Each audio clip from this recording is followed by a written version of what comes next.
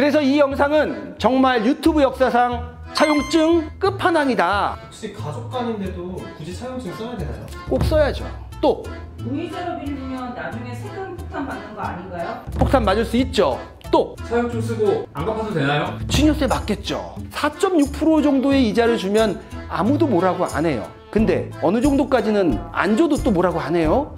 그 금액이 절세는 염지훈. 안녕하십니까. 학교에서는 절대 알려주지 않는 세금으로 부자 되는 방법을 콕콕 찍어주는 세금학교 1타 강사 염지훈 세무사입니다. 우선 여러분 덕분에 가장 완벽한 세금 절세 기술 1세가 완판됐습니다. 감사합니다. 지금 2세를 급하게 제작하고 있고요. 베스트셀러 경제 경영 부분 1위까지 올라갔다가 지금 노벨 문학상 한강 작가님 덕분에 다소 떨어졌지만 그래도 우리나라의 경사죠. 그래서 한강님 화이팅! 염지훈 화이팅! 많이 사랑해 주십시오. 지난 시간까지 저희는 4억 5천을 증여받거나 축의금을 받았죠. 그래서 안전하게 4억 5천을 합법적으로 확보했고요. 이제는 10억짜리 부동산을 한번 사보려고 해요. 지난 시간에 또 자금 조달 계획서까지 직접 작성해봤죠. 그러는 과정에서 우리가 가지고 있는 돈은 4억 5천, 사야 되는 돈은 10억이죠. 그럴 때 쓸 수 있는 카드, 은행 대출, 부모님으로부터의 또 추가 증여, 그리고 차용증이에요. 그래서 많은 분들이 저한테 물어보는 거, 안전하게 차용증 작성하는 방법, 이자는 어떻게 줘야 되는지 이런 것들을 많이 물어보시는데요. 여러분들 혹시 차용증 뭐 궁금하세요? 혹시 가족 간인데도 굳이 차용증 써야 되나요? 꼭 써야죠.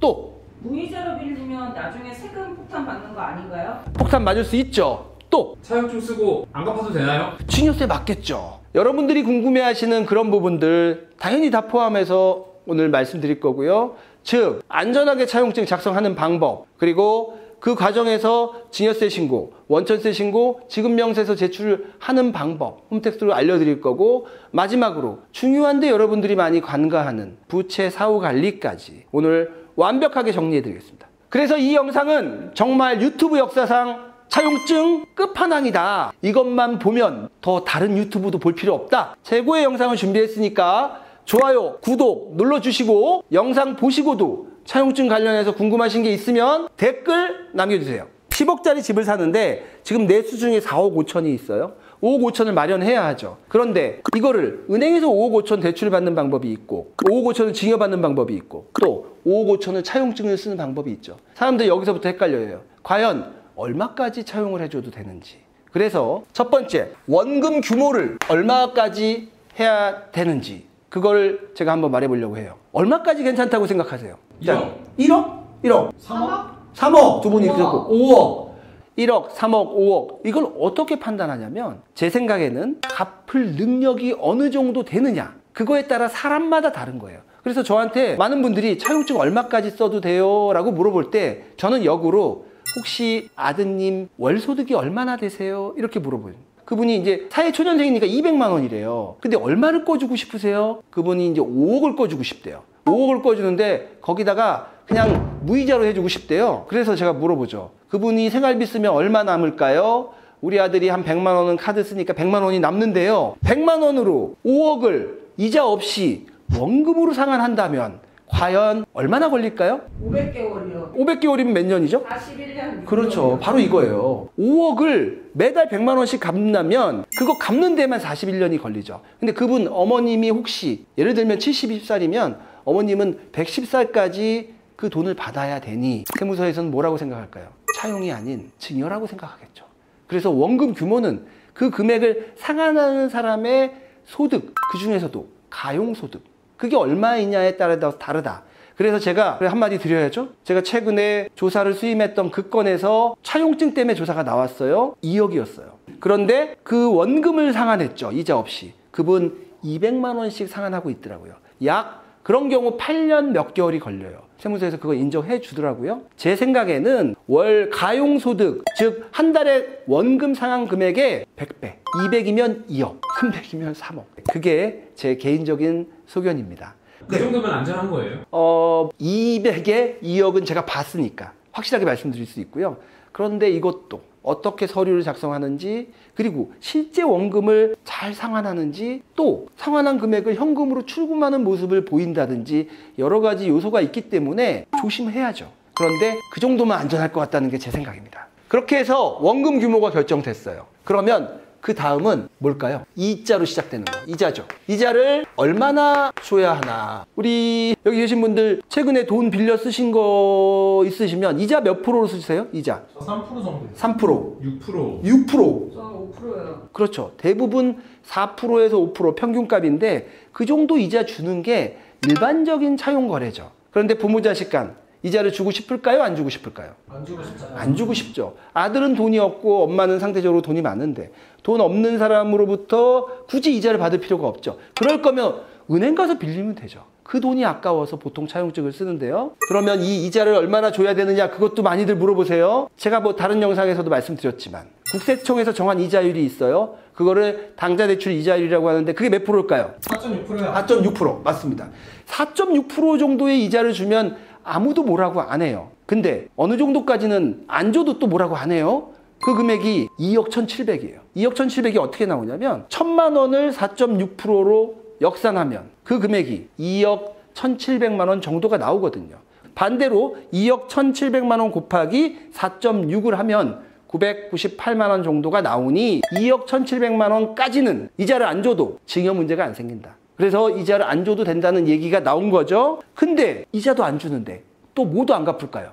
원금도 안 갚는다고 세무서에서 생각할 수 있죠. 우리가 차용증 작성에 있어서 제일 중요한 건 바로 차용으로 인정받아야 된다는 거예요. 만약 차용으로 인정 못 받는다면 어떻게 되죠? 증여세가 나오죠. 그리고 증여세에 따른 가산세도 나오고요. 무조건 차용으로 인정받아야 되는데 이자를 안 주고 싶다면 그때 어떻게 해야죠? 원금을 상환해야죠. 제가 원금 규모를 얘기하면서 원금 상환 방법에 대해서 대략적으로 말씀드렸어요.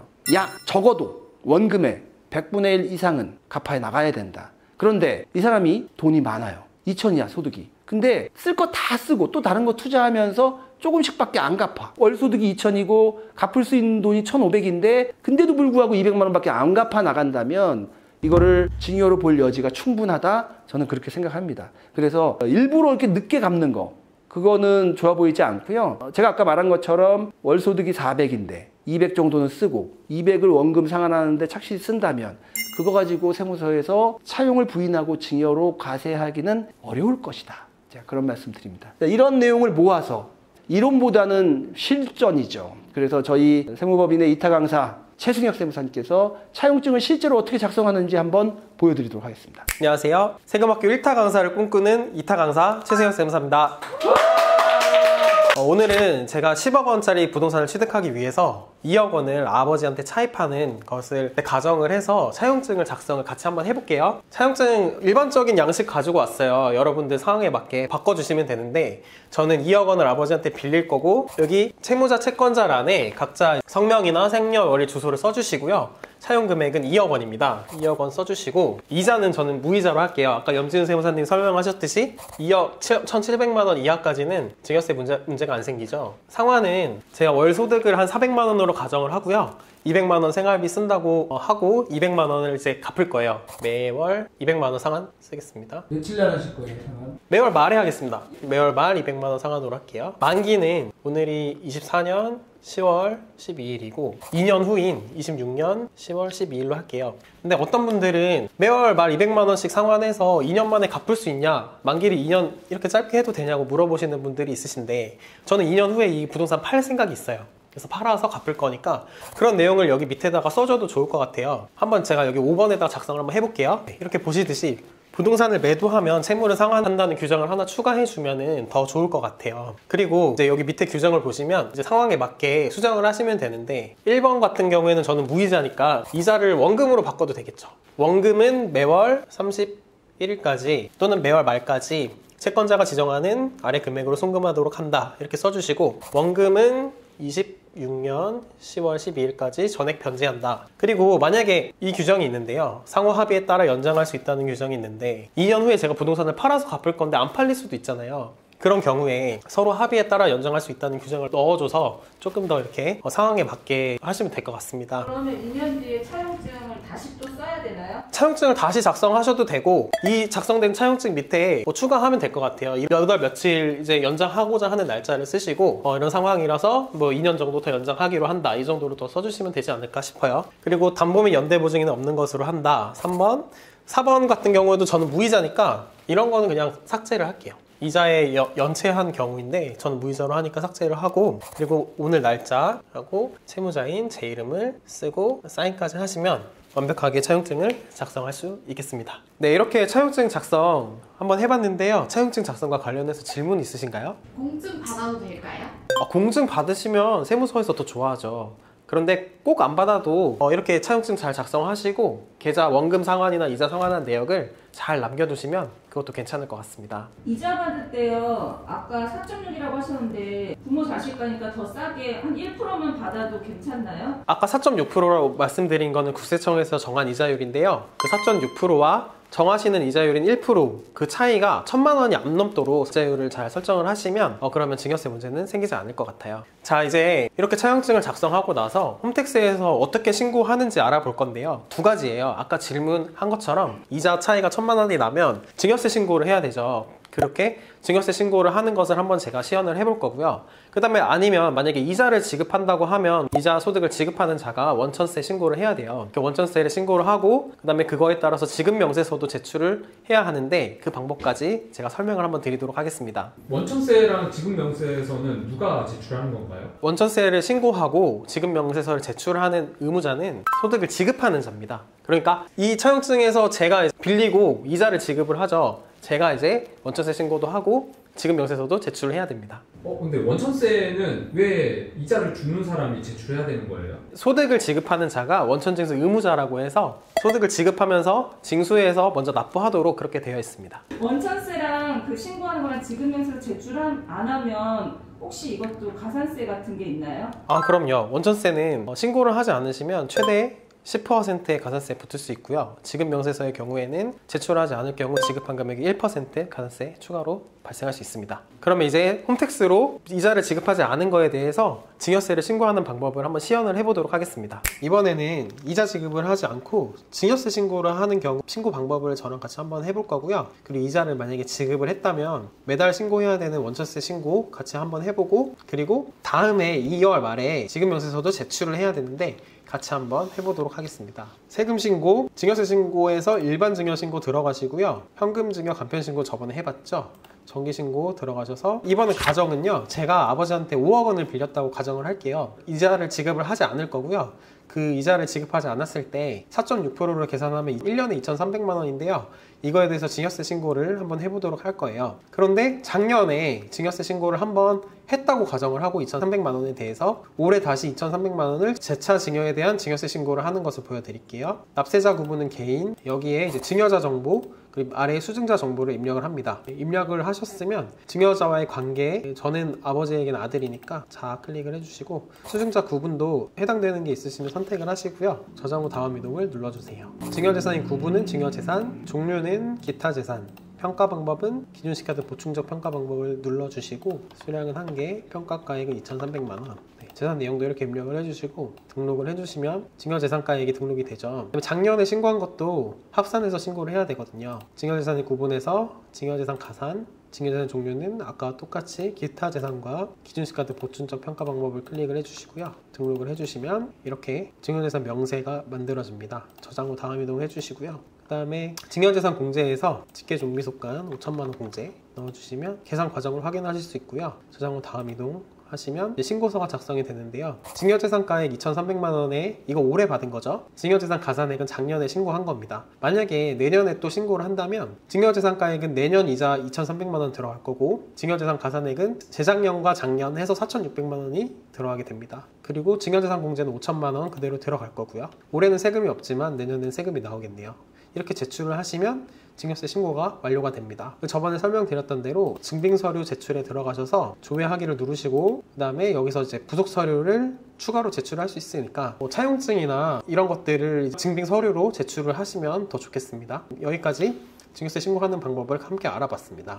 다음은 이자를 지급한 경우에 이자를 지급한 자가 원천세 신고를 하고 그리고 그에 대한 지급 명세서도 내년 2월 말까지 제출을 해야 되는데요. 원천세 신고하는 방법을 함께 한번 해보도록 하겠습니다. 세금 신고에 가셔서 원천세 신고 일반 신고를 들어가시고요. 일반 신고 정기 신고를 하시면 되는데 저는 지금 기한이 지나서 기한 후 신고를 할게요. 만약에 원천세 신고를 여러분들이 직접 신고를 하신다면 정기 신고로 하셔서 진행하시면 됩니다. 제출 연월은 10월이고 귀속 연월은 제가 9월달 이자를 지급을 했다고 가정을 해볼게요. 이렇게 9월달 이자를 10월 10일까지 지급을 하시고 원천세 신고를 하시면 됩니다. 여기 징수 의무자는 소득을 지급하는 저예요. 징수 의무자 번호를 넣으시고 이렇게 징수 의무자 주민등록번호를 입력을 하시고요. 확인. 원천 징수 의무자도 소득을 지급하는 저입니다. 제 이름 들어가 있네요. 소득 종류는 이자소득 클릭하시고 저장 후 다음 이동. 이 원천 징수 내역을 여기에 입력을 하시면 되는데요. 한 명 한 달에 200만 원 지급을 한다고 가정을 하고요. 소득세 25% 해서 50만 원입니다. 저장 후 다음 이동. 그 다음에 여기는 이미 체크가 되어 있고요.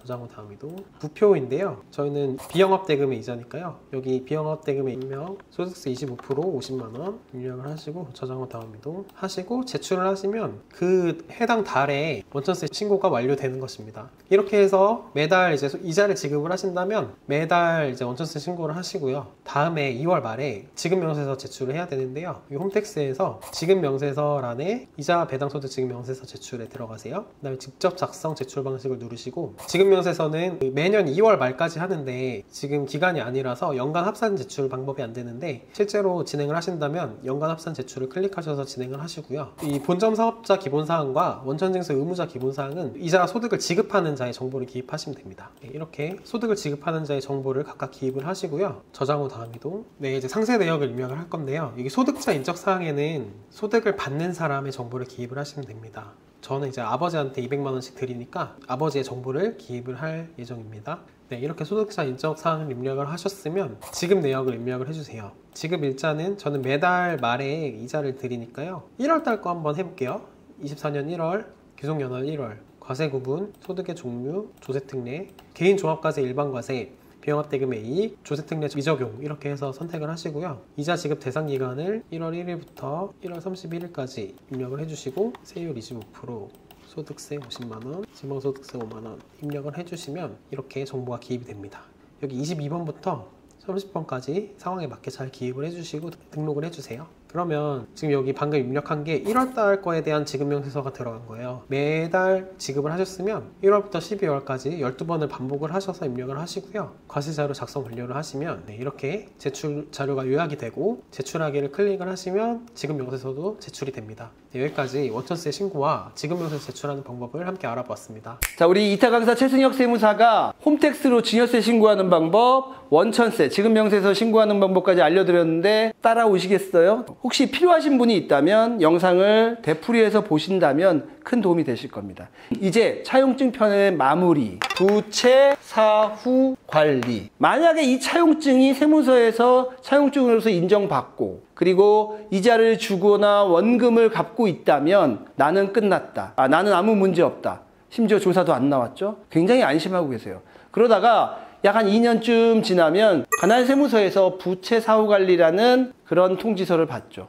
그 부채사후관리는 그 꾼 돈, 그걸 현재 얼마를 갚았고 만약 갚았다면 그 돈을 어디서 났는지 그걸 체크하는 거죠. 그래서 채권자와 채무자 양쪽 모두에게 보내는 경우도 있는데요. 한마디로 이 부채사후관리는 언제까지 관리한다? 갚을 때까지요. 갚을 때까지. 꼬리표처럼 따라다녀요. 정말 깔끔한 부동산 취득은 사실 증여를 하고 한 번에 세금 내는 게 깔끔하죠. 이렇게 차용증을 쓰면 이자, 원금, 부채사후관리, 그러나 부단한 노력이 없이 세금을 아끼는 건 쉽지 않다. 따라서 부채사후관리를 함에 있어서 내 소득으로 그 원금을 꾸준히 갚아서 제로가 되는 그날까지 끝까지 우리는 차용증에 대한 관리를 철저히 해야 합니다. 다음 편에서는요, 저희가 이렇게 10억 주고 샀던 아파트가 20억이 된 거예요. 10년 동안 따블이 쳐서 20억이 됐을 때 그 10억이라는 그 양도 차익, 그 돈을 내가 온전히 지키기 위해서는 비과세를 받아야죠. 어떻게 하면 비과세를 안전하게 받을 수 있는지 설명해 드리겠습니다.